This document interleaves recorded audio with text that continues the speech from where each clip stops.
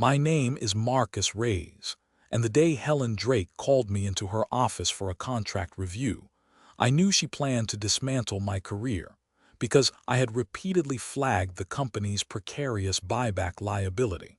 For months, I had warned Helen that the $3,100,000 buyback obligation in a key vendor agreement posed an unacceptable financial risk, but she had dismissed my counsel as overly cautious. She announced my new role would be Special Projects Liaison, effectively stripping me of my procurement counsel duties, which left me overseeing minor compliance tasks and nothing of strategic importance. Helen then slid a new employment agreement across her polished desk, explaining it reflected my adjusted responsibilities and required my immediate signature to finalize the transition. I read through the revised document with a detached professionalism, calmly noting the significant reduction in my scope and compensation, but a specific severance clause caught my meticulous eye. Clause 11. 4. Regarding involuntary termination without cause during a restructuring event, offered a severance package equal to 3 times my final annual salary and bonus, which seemed unusually generous for my new, diminished role. Knowing my objections would be futile and sensing Helen's intent to completely sideline me, I signed the document without a word, carefully noting the exact wording of Clause 11. 4. My days became a quiet observation period, as I watched Helen Drake consolidate power, making increasingly aggressive decisions that bypassed traditional legal review processes I once oversaw.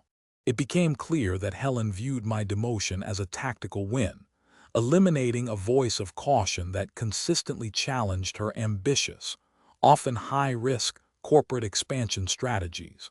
I started seeing patterns of regulatory noncompliance emerge within her new projects, particularly in areas where I had previously enforced strict adherence to federal procurement guidelines. I began discreetly collecting documentation of these questionable practices, forwarding key emails and policy deviations to my personal encrypted drive, building a meticulous timeline of her actions. Whispers of a potential corporate acquisition began circulating throughout the office, a development that, if true, would invariably trigger a company-wide restructuring and personnel consolidation. During a high-level strategy meeting, I listened as Helen Drake confidently presented her plans for post-acquisition integration, glossing over the significant legal liabilities she was creating. I recognized the underlying vendor agreement she referenced, which still contained the $3,100,000 buyback clause I had originally highlighted as a critical financial exposure to the company. My mind raced, connecting the dots between the impending acquisition, the company's existing financial obligations, and the specific wording of my own severance agreement. Helen Drake, in her haste to remove me as a threat, had failed to understand the precise interaction between my revised contract and the very corporate events she was now driving. The official announcement came 3 weeks later, confirming the acquisition and initiating a company-wide review of all departments for redundancies and efficiencies, which was code for layoffs. I received my termination notice, effective immediately, citing strategic reorganization as the cause, and I noted the precise language with a calm, analytical satisfaction.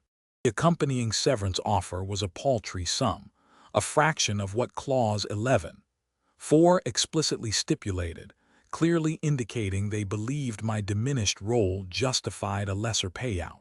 I calmly sent a meticulously drafted email to HR and the executive board, referencing Clause 11.4 of my signed employment agreement and outlining the exact calculation for my severance entitlement, including the $3,100,000 figure. HR's initial response was one of confusion, stating they had no record of such a generous clause for a special projects liaison and insisting I must be mistaken about the terms. I politely reiterated my claim, attaching the signed contract, which forced Helen Drake herself to review the document she had so carelessly overseen just months prior. The corporate legal team, reviewing my contract under intense scrutiny, quickly confirmed the validity of Clause 11. 4. Realizing Helen's critical oversight had been costly and irreversible, the executive board faced an unpleasant dilemma: either honor the legally binding contract or face a protracted and damaging lawsuit, which would only exacerbate their current acquisition challenges. I remained calm and unyielding, firmly requesting immediate adherence to the contract terms, including the full $3,100,000 severance package, and nothing less than what was legally owed.